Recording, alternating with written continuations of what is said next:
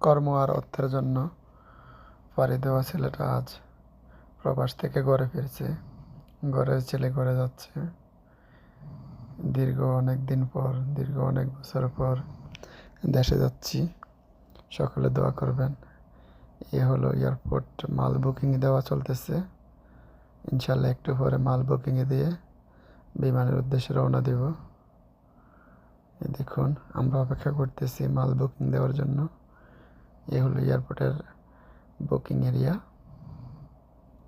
দোয়া করবেন সকলে, সকল প্রবাসীরা যেন দেশে যেতে পারে। আসলে দেশে আমি যাচ্ছি না, আমার একটা ভাই যাচ্ছে দেশে, তাকে এগিয়ে দেওয়ার জন্য এয়ারপোর্টে আসলাম। সে দেশে যাবে দীর্ঘ অনেক দিন পর। দোয়া করি সহি সালামতে দেশে যাক, আর ইনশাল্লাহ আমরাও যাবো আগামীতে। সকলে দোয়া করবেন আমাদের জন্য, আমরা প্রবাসীরা যেন সময় মতো পরিবারের কাছে যেতে পারি।